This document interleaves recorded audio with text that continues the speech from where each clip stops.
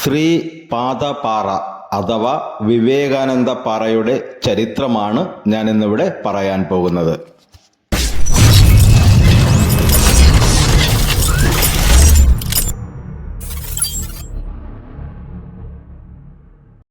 രൂപം കൊണ്ടും ഭാവം കൊണ്ടും കന്യകാ മനോഭാവമുള്ള കന്യാകുമാരി ജില്ല. താപസിയായ കന്യക വടക്കുന്നാഥനെ വരിക്കാനായി വരണ്യമാലയുമായി ഒറ്റക്കാലിൽ തപസ് ചെയ്ത താപസിക ഭൂമി. 3 സാഗര ജലത്താൽ ഭാരതമാതാവിൻ്റെ തൃപ്പാദങ്ങളെ നനച്ച് ശുദ്ധീകരിക്കുന്ന ത്രിവേണി സംഗമം. എല്ലാ ദിവസവും തൻ്റെ ചെന്താമര വർണ്ണങ്ങളാൽ ഭാരതമാതാവിൻ്റെ മുഖശോഭ വർദ്ധിപ്പിക്കുവാൻ ഉദിച്ചുയരുന്ന അരുണസൂര്യൻ.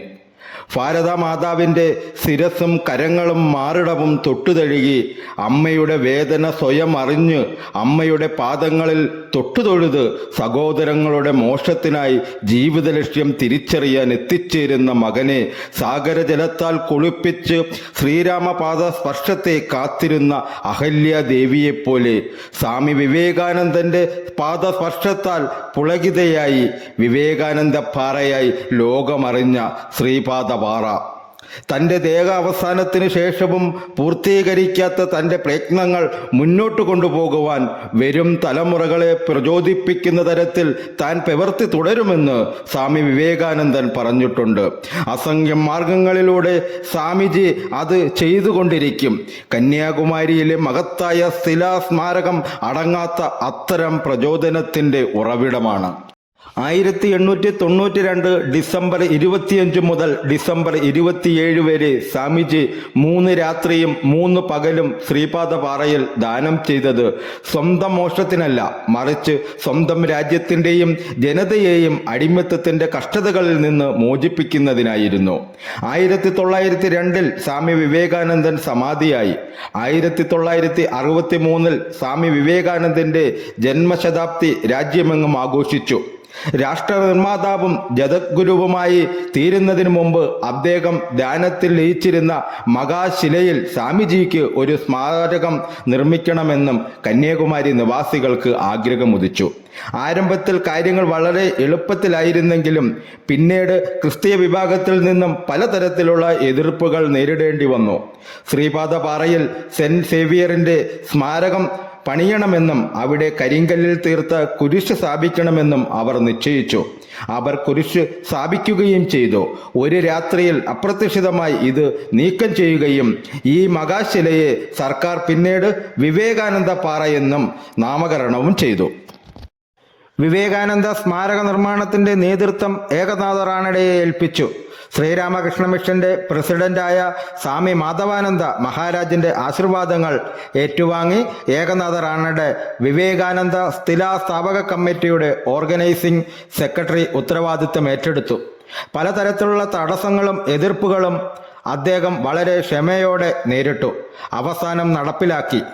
നമ്മുടെ രാജ്യത്തിൻ്റെ താല്പര്യത്തിനു വേണ്ടി രാഷ്ട്രീയവും പ്രാദേശികവും വിശ്വാസപരവുമായ അതിർവരമ്പുകൾ നമുക്ക് ഭേദിച്ചുകൂടെ എന്ന് ഏകനാഥ റാണയുടെ അഭിപ്രായത്തിൽ ബൃഹത്തായ ഒരു നിര തന്നെ സ്മാരക നിർമ്മാണത്തിന് അനുഭാവം പ്രകടിപ്പിച്ച് മുന്നോട്ട് വന്നു. അതിൽ കന്യാകുമാരിയിലെ നാമമാത്രമായ പല പ്രതിഷേധങ്ങളും ഉരുകി ഇല്ലാതായി.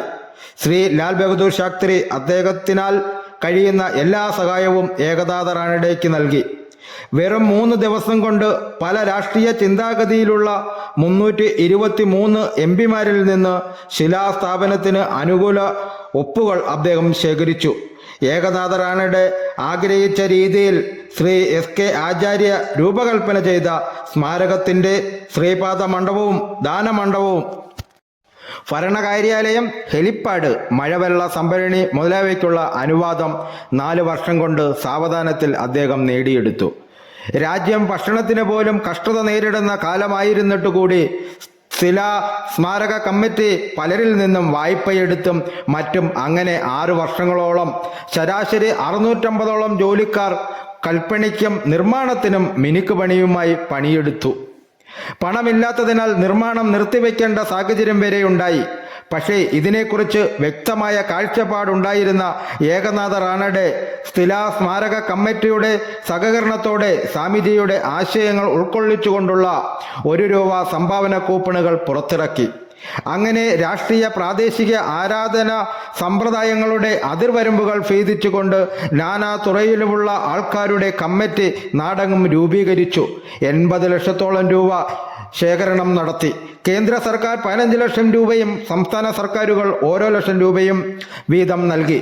വിവേകാനന്ദ സ്മാരകത്തിന്റെ ആദ്യ സംഭാവന ചിന്മയി മിഷൻ സ്ഥാപകനായ സ്വാമി ചിന്മയാനന്ദജിയുടെ കയ്യിൽ നിന്നും 10,000 രൂപ ഏറ്റുവാങ്ങി ആരംഭിച്ചു. 6 വർഷത്തിനുള്ളിൽ 1,30 ലക്ഷം രൂപ ചെലവഴിച്ച് ശിലാസ്മാരക നിർമ്മാണം പൂർത്തിയായി. 1970 സെപ്റ്റംബർ 2 ഭാരതത്തിന്റെ രാഷ്ട്രപതി ശ്രീ വി. ശ്രീ വിവേകാനന്ദ പാറ ഉദ്ഘാടനം ചെയ്തു. തമിഴ്നാട് മുഖ്യമന്ത്രി ശ്രീ കരുണാനിധി അധ്യക്ഷത വഹിച്ച പൊതുയോഗത്തിൽ വേലൂർ രാമകൃഷ്ണ മഠത്തിന്റെ പ്രസിഡന്റ് പൂജനീയ സ്വാമി വീരേശാനന്ദ മഹാരാജ് രാഷ്ട്രത്തിനു വേണ്ടി സമർപ്പിച്ചു. ഈ വീഡിയോ എല്ലാ കൂട്ടുകാർക്കും ഇഷ്ടപ്പെട്ടു കാണുമെന്ന് ദൈവനാമത്തിൽ വിശ്വസിച്ചു കൊള്ളുന്നു. ആദ്യമായി ചാനൽ കാണുന്നതെങ്കിൽ ചാനൽ സബ്സ്ക്രൈബ് ചെയ്യുക, ലൈക്ക് ചെയ്യുക, കമൻറ്റ് ചെയ്യുക, ഷെയർ ചെയ്യുക. ഈ വീഡിയോയുടെ അഭിപ്രായങ്ങൾ കമൻറ്റുകളായി രേഖപ്പെടുത്തണമേ എന്ന് വിനയത്തിൻ്റെ ഭാഷയിൽ അപേക്ഷിച്ചു കൊള്ളുന്നു. ഇനി അടുത്തൊരു ദിവസം അടുത്തൊരു വീഡിയോയുമായി നമുക്ക് കാണാം കൂട്ടുകാരെ.